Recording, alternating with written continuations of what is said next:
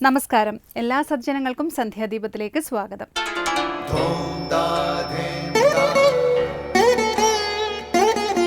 ശുഭം ഭവതു കല്യാണമായുസാരോഗ്യവർദ്ധനം സർവദുഃഖ വിനാശായ സന്ധ്യാദീപം നമോസ്തുതേ.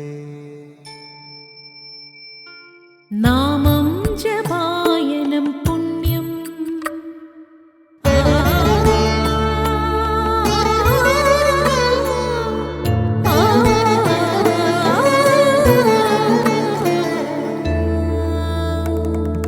നാമം ജപായനം പുണ്യം നിരുപമദീപാങ്കുരം പോലെ സ്വരശ്രുതിലയവരമതുലം ദീവാങ്കണം മോക്ഷ സംഗീതസാരം നീളും വഴിത്താരയിൽ ജീവതാരം മന്ത്രാലാപം മായാവിൻ നിൻ പ്രസാദം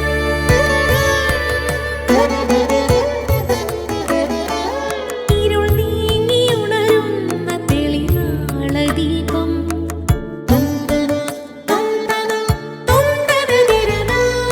ഇരുൾ നീങ്ങിയുണരുന്ന തെളിനാളദീപം പ്രണവാമൃതം ചൊരിയുന്ന ദീപം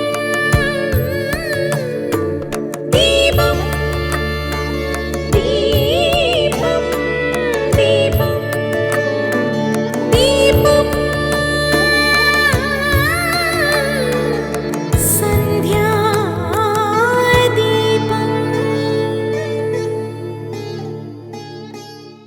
18,000 ശ്ലോകങ്ങളും 335 അധ്യായങ്ങളും 12 സ്കന്ധങ്ങളാകുന്ന കരചരണങ്ങളും ഉപ അവയവങ്ങളോടും കൂടിയ പ്രത്യക്ഷ കൃഷ്ണ സ്വരൂപമാണ് ശ്രീമദ് ഭാഗവതം എന്നാണ് പറയുന്നത്.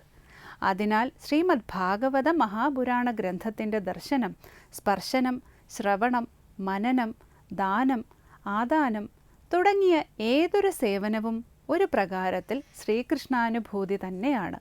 ഭാഗവതവും ശ്രീകൃഷ്ണനും രണ്ടല്ലെന്ന കാരണത്താൽ ഭാഗവത ദർശനം ശ്രീകൃഷ്ണ ദർശനം തന്നെയാണ്. ഭാഗവതാസ്വാദനം ശ്രീകൃഷ്ണാനുഭൂതി തന്നെ. എങ്ങനെ എണ്ണിയാലും വർണ്ണിച്ചാലും കഴിയാത്ത അപാര മഹിമയോടുകൂടിയ ശ്രീമദ് ഭാഗവതമാകുന്ന മഹാ അമൃതത്തെ ഭഗവാൻ വിഷ്ണു ആദ്യം ഉപദേശിച്ചത് ബ്രഹ്മദേവനാണ്.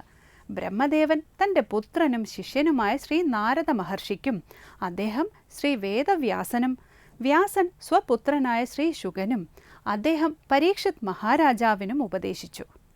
എത്രയോ ജന്മങ്ങളിൽ ആർജിച്ച സുഹൃത പരമ്പരകളെ കൊണ്ട് മാത്രമേ ഭാരതത്തിൽ മനുഷ്യനായി ജനിക്കാനും ഭാഗവതം പഠിച്ച് ഭക്തനായി തീരാനും സാധിക്കൂ എന്നാണ് ജ്ഞാനികൾ പറയുന്നത്. തുടർന്ന് ശ്രീ കാവാലം ശ്രീകുമാർ ദക്ഷിണാമൂർത്തി സ്തോത്രം ആലപിക്കുന്നത് കേൾക്കാം.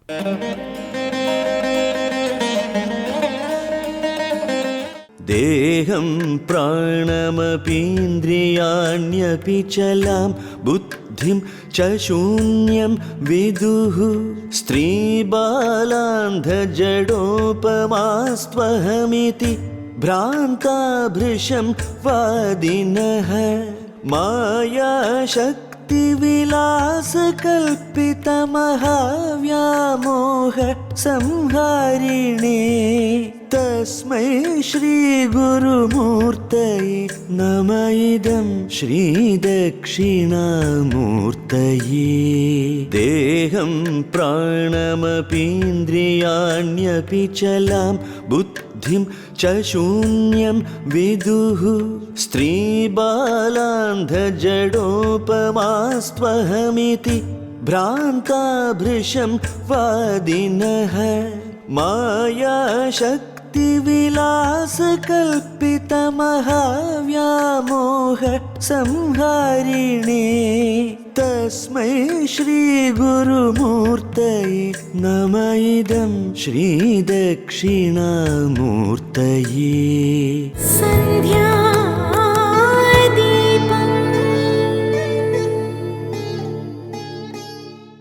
അടുത്തതായി ശങ്കരസ്തോത്രാമൃതം. എന്ത്, എങ്ങനെ എന്ന് നിർവചിക്കാൻ വയ്യാത്തതും പരമാത്മാവിൽ അനന്യയായി നിലകൊള്ളുന്നതുമായ ശക്തി തന്നെ മായ. ഈ അത്ഭുതകരമായ വിചിത്ര ഭാവങ്ങളെ മുഴുവൻ മായ കാണിക്കുന്നു.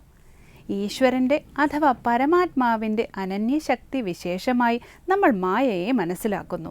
ഇതിനെക്കുറിച്ച് ദക്ഷിണാമൂർത്തി സ്തോത്രത്തിൽ പറയുന്ന ഭാഗമാണ് ഇന്ന് ശങ്കര സ്തോത്രാമൃതത്തിൽ സ്വാമി ചിദാനന്ദപുരി വിവരിക്കുന്നത്.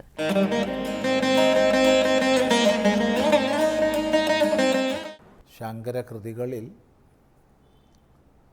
ശ്രീ ദക്ഷിണാമൂർത്തി സ്തോത്രത്തിൽ 5-ാമത്തെ ശ്ലോകമാണ് നമ്മൾ ശ്രദ്ധിക്കുന്നത്. അവിടെ ആത്മാവിനെ സംബന്ധിച്ച് ദേഹമാണ് ആത്മാവ്, പ്രാണനാണ് ആത്മാവ്, ഇന്ദ്രിയങ്ങളാണ്, ബുദ്ധിയാണ് എന്നിങ്ങനെ പല അഭിപ്രായങ്ങൾ. ഇനി ഇങ്ങനെ ആത്മാവേ ഇല്ല, ശൂന്യമാണ് സത്യം, ഒന്നുമില്ലായ്മയാണ് സത്യം എന്ന് പറയുന്ന വാദികൾ, ഇങ്ങനെ വ്യത്യസ്ത ദാർശനികർ, വ്യത്യസ്തവാദികൾ ഏകമായ ആത്മാവിനെ സംബന്ധിച്ച് പറയുകയാണ്. അഹം, ഞാൻ ദേഹമാണ്, അഹം ദേഹം, അഹം പ്രാണം. അങ്ങനെ എന്തുകൊണ്ട് ഇങ്ങനെ വ്യത്യസ്ത വാദികൾ പറയുന്നു? അവസാനം ശൂന്യം വരെ എത്തിച്ചേരുന്നു. അവിടെ മറുപടി അവർ ഭ്രാന്തന്മാരാണ്, ഭ്രമിച്ചവരാണ്. ഭ്രമിച്ചവർ എന്നൊക്കെ പറഞ്ഞാൽ എന്തോ നികൃഷ്ടമായ പദം പ്രയോഗിച്ചു എന്നാരും ധരിക്കരുത്. മറിച്ച് പ്രമാണവിചാര പദ്ധതിയിലൂടെ തത്വനിർണയമില്ലാത്തവരാരോ അവർ ഭ്രമിച്ചവരാണ്. ആ അർത്ഥത്തിലാണ് വേദപ്രമാണത്തെ പരമമായി സ്വീകരിച്ചിട്ടില്ലാത്തത് കൊണ്ട് വന്ന കുഴപ്പമായി ഇതൊക്കെ. നമ്മുടെ വിചാര പദ്ധതിക്ക് ഒരു പ്രമാണം വേണം. അങ്ങനെ പ്രമാണരഹിതന്മാരായിട്ടിരുന്നാലോ നമ്മൾ പല നിഗമനങ്ങളിലും എത്തിച്ചേരും. അവനവൻ എത്തിച്ചേർന്നത് തന്നെ പരമമെന്ന് വിചാരിക്കും. ഇതാണ് സംഭവിക്കുന്നത്. അപ്പോൾ പ്രമാണരഹിതന്മാരെന്നാണ് ഭ്രാന്താഹ എന്നുള്ളതിന് ഇവിടെ എടുക്കേണ്ടത്. ഇങ്ങനെ പല പക്ഷങ്ങളെ പറയുന്നു.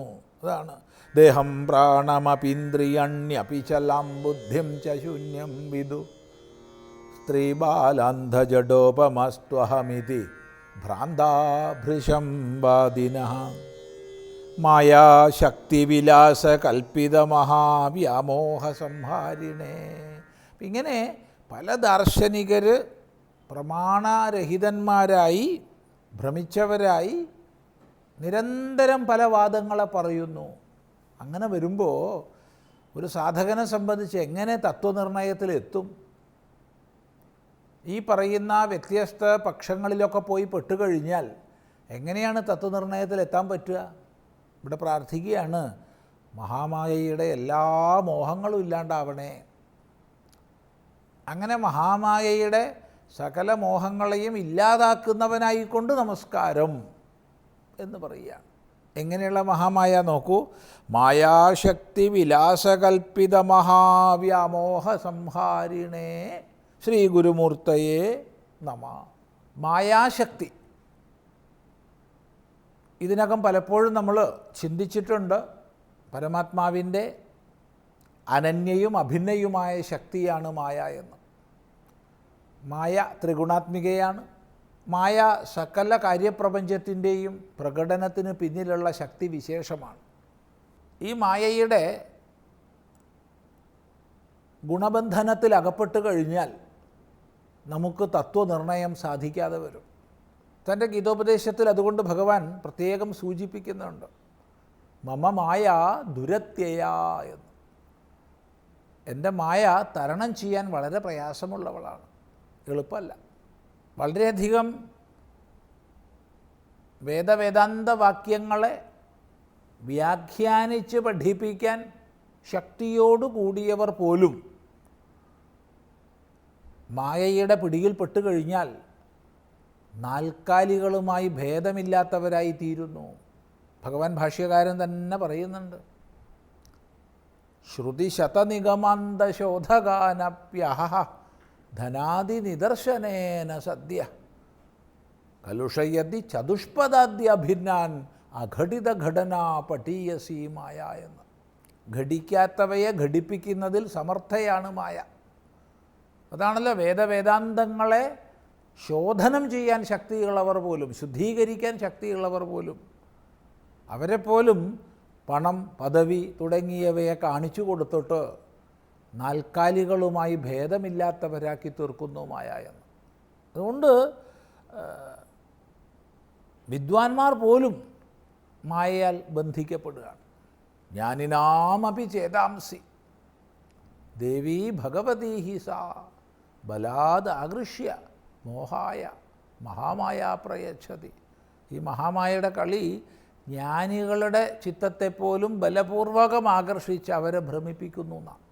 അപ്പം ഇങ്ങനെയുള്ളതായ മായയുടെ ശക്തി, ആ ശക്തി മുന്നോട്ട് വയ്ക്കുന്ന വിലാസങ്ങൾ, അത് സ്ത്രീയുടെ രൂപത്തിലാവാം, പുരുഷൻ്റെ രൂപത്തിലാവാം, സ്ഥാനമാനങ്ങളാവാം, പണമാകാം, പദവികളാകാം, പല പല വിഷയങ്ങൾ അവയുടെ വിലാസങ്ങളിൽ പെട്ടുപോവുകയാണ്. ആ വിലാസങ്ങളെ കണ്ടു കഴിഞ്ഞാൽ പാരമാർത്ഥികമായ രൂപം എന്താണെന്നുള്ള അന്വേഷണത്തിനുള്ള സാമർഥ്യം പോലും പോയി പോവുകയാണ്. അങ്ങനെ മായാശക്തിവിലാസ, ആ മായാശക്തിവിലാസങ്ങളാൽ കൽപ്പിക്കപ്പെടുന്ന, ഉള്ളതായി കാണിക്കപ്പെടുന്ന മഹാവ്യാമോഹം, അതാണ് ഈ സംസാരം. അനിത്യമായതിനെ നിത്യമായി കാണിക്കുന്നു, അസുഖമായതിനെ സുഖമായി കാണിക്കുന്നു. മജ്ജാസ്തി മാംസ മലമൂത്ര പാത്രമായിരിക്കുന്ന ശരീരത്തിൽ ഇതുതന്നെ പരമം എന്ന് വിചാരിച്ച് ഭ്രമിപ്പിക്കുന്നു. ഈ മഹാവ്യാമോഹം മുഴുവൻ ഇല്ലാതാവണം. അതുകൊണ്ട് ഗുരുനാഥനെ, ദക്ഷിണാമൂർത്തിയെ, ഈ വ്യാമോഹങ്ങളെ മുഴുവൻ സംഹരിക്കുന്നവനെ എന്ന് വിളിക്കുകയാണ്. അങ്ങനെയുള്ള ആൾക്കായിക്കൊണ്ട് ഇതാ ഞാൻ നമസ്കാരം സമർപ്പിക്കുന്നു, ശ്രീ ദക്ഷിണാമൂർത്തിക്കായിക്കൊണ്ട് നമസ്കാരം. ഇതാണ് 5-ാമത്തെ ശ്ലോകത്തിൻ്റെ സാമാന്യാർത്ഥം. തുടർന്ന് നമുക്ക് അടുത്ത പ്രാവശ്യം ചിന്തിക്കാം. അടുത്തതായി ദീപാരാധനയാണ്. ക്ഷേത്ര സന്നിധിയിലെത്തി മംഗളാരതി തൊഴുത് ഇന്നത്തേക്ക് മടങ്ങാം. എല്ലാവർക്കും നമസ്കാരം.